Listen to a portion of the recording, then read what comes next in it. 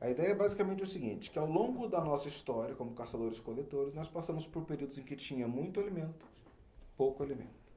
Muito alimento, pouco alimento. Muito alimento, pouco alimento.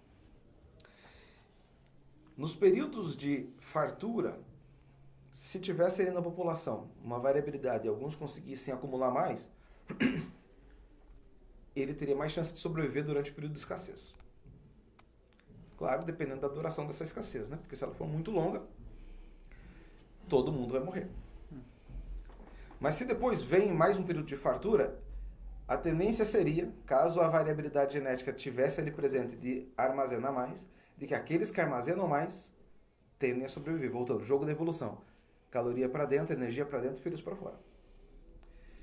E ao longo do tempo, teria aumentado na nossa espécie a quantidade de genes relacionados a essa capacidade de armazenamento. A gente usa o termo de genótipo de economia. Bom, então essa hipótese ela propõe que ao longo da nossa história, né, imagine 2 milhões de anos sendo caçadores-coletores. Momentos de fartura, momentos de escassez. Fartura e escassez. Se tinha alguém com um gene capaz de armazenar mais, tinha mais chance de viver na escassez. Mais chance de ter filhos, né? Voltando à lógica ali, calorias para dentro, filhos para fora. Ao longo do tempo aumentaria a frequência desses genes, a gente chama de genótipo de economia, e nós, Homo sapiens, seríamos uma espécie muito propensa a armazenar energia se ela estiver disponível na nossa alimentação. Mas muito provavelmente a presença de obesidade ao longo dessa história era baixíssima. Por quê? Porque apesar de ter desenvolvido esse genótipo, a gente tem que pensar que estava numa ecologia completamente diferente. Ou seja, a quantidade calórica dos alimentos, a quantidade daquilo que traz caloria, gordura, proteína, carboidratos, é limitada quando a gente pensa numa ecologia, né, abre aspas, natural. Mas tem alguns fatores, alguns dados que dão suporte a essa ideia.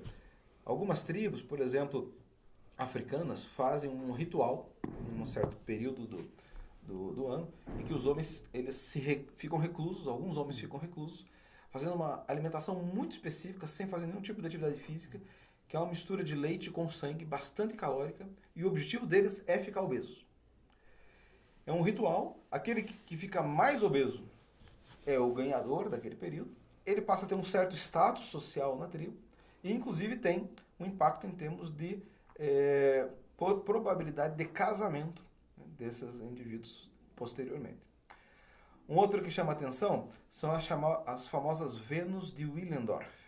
São umas estatuazinhas de 10 centímetros de diâmetro, aproximadamente, que representam em geral o corpo feminino, e sempre chamou muita atenção e deu muita curiosidade nos pesquisadores, porque este corpo parece representar um corpo obeso.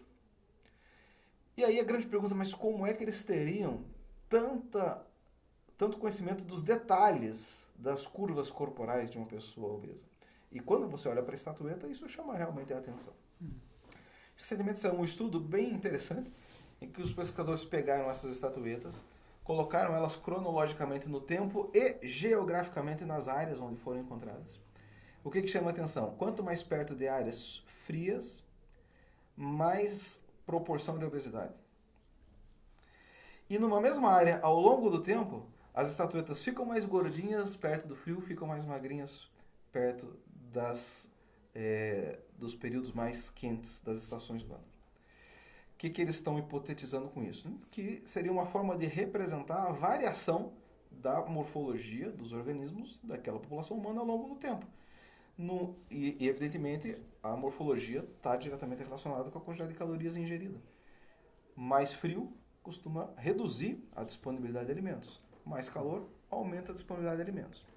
E um último que eu citaria são estudos com os orangotangos, né? Um grupo aí próximo a nós, que mostra que esta hipótese ela é sim plausível. Os orangotangos têm exatamente esse comportamento. Ganham peso e ficam mais obesos nas épocas de fartura e depois emagrecem e ficam mais magros nas épocas de escassez das regiões onde eles ficam. Inclusive orangotangos que vivem enclausurados, né? Uma questão até de saúde deles complicadíssima, costumam desenvolver uma obesidade muito grande. E até de certa forma, se você olha, similar às proporções corporais ao que aparece na espécie humana.